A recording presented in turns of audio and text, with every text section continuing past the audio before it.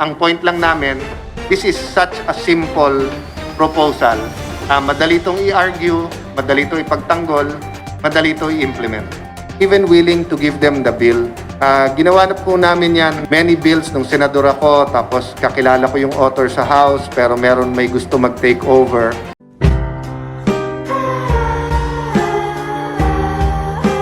Kami po ay handa makipag-meet anytime.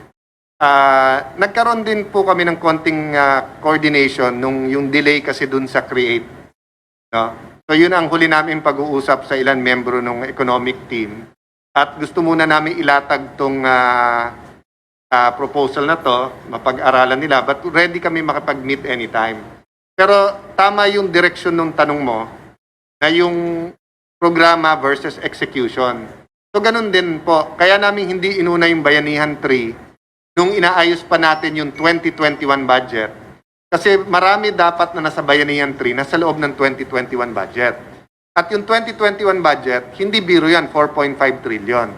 So isa din natin dapat tignan kung paanong pabilisin dito pa lang sa first quarter, maraming lumabas na pondo sa 2021 budget para nga yung tamlay ng ating ekonomiya, diba, ay lumabas. Katulad po halimbawa sa agriculture. Alam naman natin sa agriculture, may cycles yan eh. So the earlier mo ilabas yung pera, the better sa mga mangingisda at magsasaka.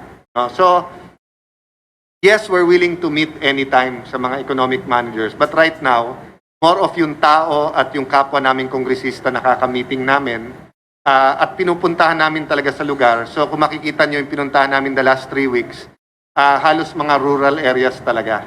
Kasi dito mo talaga mararamdaman ang mga problema. Sa mga urban, kahit malaki din ang problema, more on traffic, transportation, di ba? Pero sa rural, makikita mo talaga yung sinabi ni former Deputy Speaker El Rey Villafuerte na gutom talaga yung unang, yung narinig talaga namin, gutom o kaya sir, wala na kaming malapitan. Ganun na talaga. Dito sa urban, nag-umpisa na nga yung yung mga loans na hindi na bayaran ng 6 months, 8 months, tapos yung mga, yun nga, yung medyo may trabaho, yung mga anak malapit sa university, pero ngayon naghahanap na ng bagong titirhan. So mararamdaman mo eh. So we really need to do something. We need an adrenaline shot talaga. We need to nurse back to health our economy, and it starts with every Filipino family. Hindi to pwedeng para sa big business lang, para lang sa micro, small, medium enterprise, para sa ganitong industriya. I think we all agree dito po sa mga nag-sign ng proposal, and sana po, regardless kung sino nag-propose, bigyan ng equal pahalaga ng bagong leadership. Tandaan niyo po, nung time namin, wala kaming pakialam kung sino mag-propose. Opposition, administrasyon, minority, majority. Basta't maganda yung proposal, we give it to the Defeat COVID Committee, and then niraratsada namin yan. So sana nga, we will have the support then despite the fact na kami ang nag-propose nito. Kung gusto nila burahin pangalan namin, lagay pangalan nila para lang mapabilis yung proposal noon, papayag naman kami. Diba? Ang point lang namin, this is such a simple proposal. Madali itong i-argue, madali itong ipagtanggol, madali itong i-implement. Mike daw, wala daw si Mike Defensor. Pakibigyan ng bagong mic. Good afternoon, Kong Alan.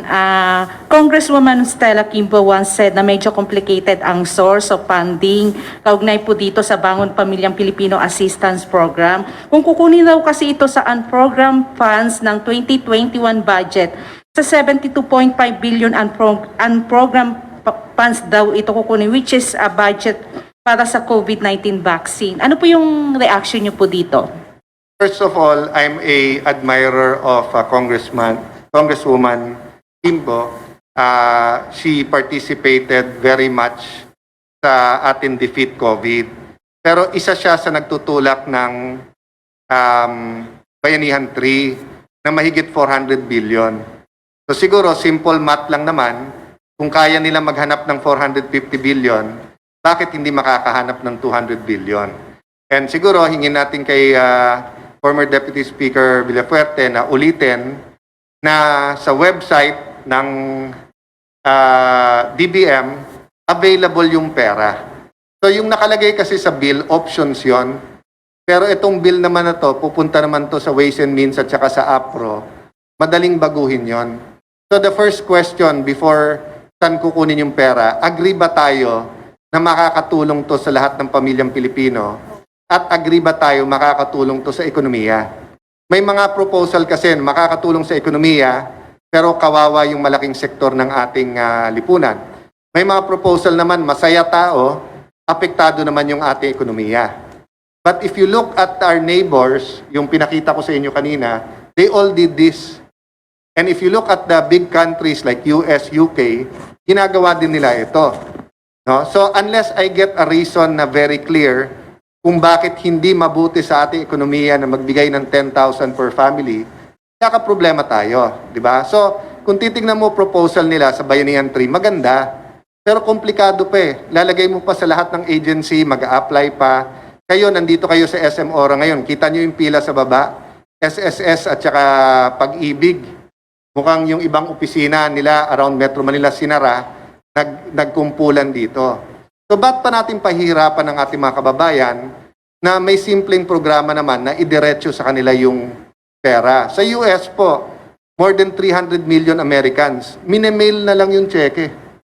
Tapos bahala na sila. So, let's not complicate something that's very reasonable, feasible, at simple. So, Elroy, may I ask a favor na ulitin natin saan pwedeng kunin yung pera? Sir, isususugan ko lang yung sinabi niyo po kanina about dun sa BPP. Open po ba kayo na maging co-author sila Speaker Velasco, yung camp nila, para lang po maipasa po itong BPP? Even willing to give them the bill. Ginawa na po namin yan many bills nung senador ako, tapos kakilala ko yung author sa House, pero meron may gusto mag-take over. Walang problema yon kasi nga, it's not really time for politics or for credit. It's really time na magkaroon ng ating mga kababayan ng konting puhunan, konting tulong, no? So, kami lang naman, we want the economic team and they've always said that basta't proposal natin, pag-aaralan nila, it's much less complicated, costs much less than the Bayanihan 3. Sa Bayanihan 3, by the way, walang counterpart na yung diretso sa pamilyang Pilipino. It's all through the agencies at may mga requirement.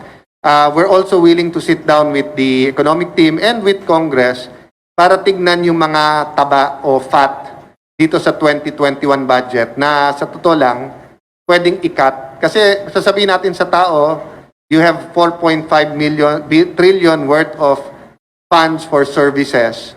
Sasagutin ka rin ng tao, boss, diretso mo na sa amin. Diba? Hindi na nakakatan. Kami pa magde-decide kung saan namin gagamitin. No, so, what's 200 billion over 4.5 trillion? Diba? Napakaliit nun. And we can point, we just didn't want to fill this press briefing with technicalities and numbers. But sa hearing, let's find out sa hearing and schedule nila. I think it's about time that we find out who is for the proposal and who is against the proposal. And for the record, we support their Bayanihan 3. Ang punto lang namin, matagal pa yan, malaking usapan pa sa Malacanang dahil ayaw nila, tapos mapasa man yan, matagal ma-implement yan. Eto, nasubukan na natin to. So, kaya nating i-implement to. Kung sa Marso at saka Abril ay may bakuna na, hindi na namin to pinopose eh. Kasi kaya na nating medyo bumangon at ease yung restriction. Hindi tayo back to normal after the bakuna, pero may konting higher degree of economic activity. Pero yung sasabihin natin na by the end of the year, and by the end of the year, 70%, so may 30% pa na hindi, pwera pa yung mga hindi pwedeng bakunahan, bata at saka yung mga vulnerable masyado na seniors. So, you know, anong gagawin natin in the meantime? Kung yung US na nagbabakuna na ng frontliners lang ngayon, nag-iisip pa rin magbigay ng cheque diretso sa ating kanilang kababayan, siguro naman may konting wisdom iyon. Kung ang Vietnam, Malaysia, Thailand, Singapore, nagbigay din sa kanilang citizens, bakit naman mahuhuli? So if we tell our Filipino people, you deserve the best, let's back it up with action, no? So we welcome not only them being co-authors, taking over the bill, we're also welcome to counter proposals. So kung may proposal sila na mas makakatulong at mas maganda, why not? Pero gawin natin simple. Kami nung pinag-uusapan namin to, tempted din kami na gobyerno bumili ng bigas para sa farmers kumita ng konti, ipamigay yung bigas. Pero komplikado pa eh. 'Di ba? Sino magdi-distribute? Paano yung distribution? Paano kung hindi kayo sa isang bahay na pamilya, hatiin nyo ba yung isang sakong bigas? So we thought of many options, yung pagle-lend din sa mga small businesses. Pero hindi naman lahat kayang magbukas eh. Yung iba wala pa rin customer. Inisip din namin mga nawalan ng trabaho. But etong diretsyo na lahat bigyan ng tig 10,000, I think lahat po yan gagastusin nila yung pera eh. In fact, sa 10,000 na yan, most ng bibili nila may VAT naman. So 12% yan, balik din kaagad sa gobyerno eh. So kahit anong gawin mo, dito sa 10,000 na to, makikinabang yung ating ekonomiya eh. That's the reason why we're pushing this simple, implementable, feasible. We wouldn't do this kung tingin namin hindi kaya. Tinaya na namin ang pangalan namin sa 2020 budget, sa Bayanihan 1 and 2, sa Create, sa mga tax measures before that. So why would we propose something ngayon na incredible or hindi pwedeng maipasa? But wala pa kaming lugar na pupuntahan na sinabi nung tao sa amin, huwag kayong mag-aalala, Congressman, okay kami. Hindi. Lahat ng puntahan namin, hirap po kami. Yun po ang sinasabi talaga. Sir, willing din ba kayo na kung sinabi niyo willing kayong maging co-author sila, sir, willing ba kayo na mag-usap na lang para mag-craft na lang ng isang bill? Yun naman ang instructions si Presidente nung nagpapalitan kami. Sinabi, mag-areglo na lang kayo ni Alan at nangako nga yung dating speaker na ayusin, walang tanggalan and everything. Pero hindi ganun nangyari. Pero siguro nahimasmasan naman everybody, we're all public servants, na-realize na nila ngayon that kusang loob kaming sumusuporta sa leadership. So ang pag-usapan na natin ngayon, paano matulungan ang tao. So kami, we've always been ready. Diba? So ngayon, if they want the bill, they can file it today, we can withdraw ours. Ang point ko lang, the sooner that we get 10,000 pesos sa bulsa ng bawat pamilyang Pilipino, the better off our economy and the better off yung ekonomiya lalo sa baba. Halimbawa, isang makikinabang talaga dito mga sari-sari stores eh. All over the country, di ba? Mga tricycle driver all over the country. Mga nawalan ng trabaho katulad ng mga massage therapist, mga musicians, di ba? Yung mga bawal na magtrabaho during the lockdowns because of yung contact sa person, di ba? Ang daming nawalan ng trabahong hanggang ngayon hindi pa fully makarecover o naka-part-time lang sila, no? Like yung tricycle, kalahati lang yung sakayan tapos rotation pa sila kung sino, di ba? May mga, halimbawa, yung mga pushcart na iba, yung iba sila pa nagbayad na maglagay ng acrylic lang eh, para makita ng mga bumibili na hindi natatalsikan ng laway yung inibentang pagkain, no? And lastly, ang experience namin at si El Rey, marami na kami napuntahan together, dun sa pinaka-rural na areas, hindi COVID din ang problema eh. Problema talaga, kahirapan eh. Pagkain talaga at saka yung bahay na nalipad ng bagyo eh. Yun ang So pag tinanong nyo COVID, sir, hindi kami mamamatay sa COVID, mamamatay kami sa gutom.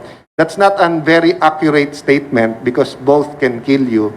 But I just used it to emphasize, yun ang daing ng tao sa amin. So people don't really care sinong author, anong programa, anong pangalan. We can call that Super Bayanihan, Bayanihan 3, Bayanihan ganyan. Pero napansin nyo ba, we always use as one. So we win as one sa SEA Games, we heal as one sa Bayanihan 1, we recover as one sa Bayanihan 2, tapos gusto nila dito, we rebuild as one. Kaya nga as one sama-sama tayo. So kung kami sumusuporta sa Bayanihan 3, sana suportahan din nila itong proposal na to. Para as one nga tayo. Thank you, Romer. Filipino Mirror. Afternoon. Sir, dun sa Bayanihan 3, as stated by Congresswoman Stella Kim, yung sa cash assistance is 1,000 for every family, then another 1,000 per student, and another 1,000 sa teachers. Sir, ang ano ko lang po yung nabanggit po yung availability ng funds, yung source ng fund na pwede para dito sa cash assistance. Di po ba kailangan din ng certification from the Bureau of Treasury kung talagang may available para ma-push po yung any proposal dun sa fund na kailangan? Romer, normally kailangan, but we're in extraordinary times.